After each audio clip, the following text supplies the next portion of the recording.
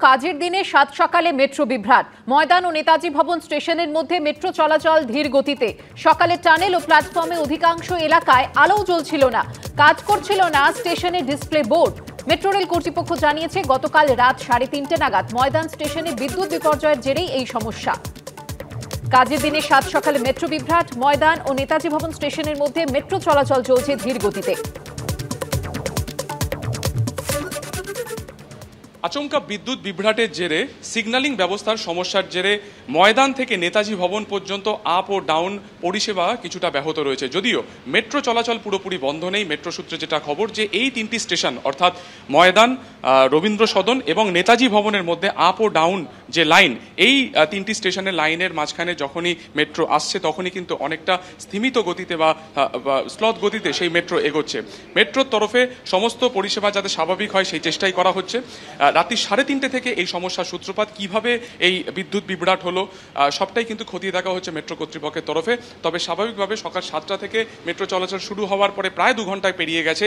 এই তিনটি মেট্রো স্টেশনে আপ ও ডাউনে যেহেতু অত্যন্ত ধীর গতিতে মেট্রো এগোচ্ছে, তার জেরে কিন্তু যথেষ্ট দুর্ভোগের মধ্যে যাত্রীরা। ক্যামেরায় প্রবীরদের সঙ্গে সুকান্ত মুখোপাধ্যায়, এবিপি আনন্দ, কলকাতা।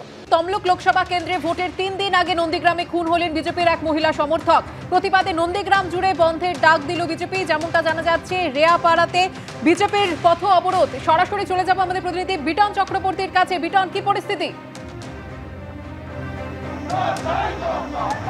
দেখো সুকন্যা, তোমাকে জানি নাকি এই মুহূর্তে আমরা রয়েছে নন্দীগ্রাম 2 নম্বর ব্লকের তোমার রেয়াপাড়াতে। ক্যামেরা পার্সন উজ্জ্বলকে দেখাতে বলবো, এই যে তোমার নন্দীগ্রাম চণ্ডীপুর রাজ্য সড়ক, সেই রাজ্য সড়ক কিন্তু অবরোধ করেছে বিজেপি কর্মী সমর্থকরা। তাদের যেটা দাবি যে গতকাল রাত্রিবেলা এই সোনাচূড়া বাজারে তাদের বিজেপির মহিলা সমর্থককে যেভাবে নৃশংসভাবে খুন করা হয়েছে, সেই ঘটনাতে যারা অভিযুক্ত রয়েছে তাদেরকে অবিলম্বে গ্রেপ্তার করতে হবে।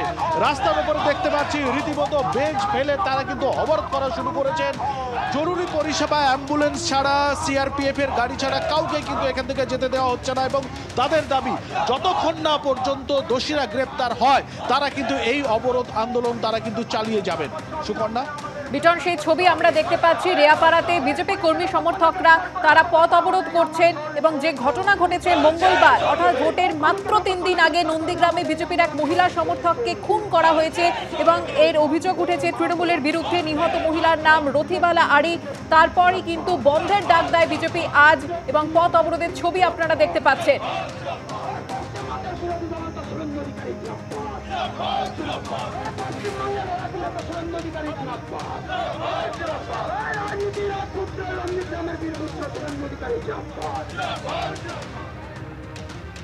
অন্যদিকে ময়নায় আক্রান্ত হলেন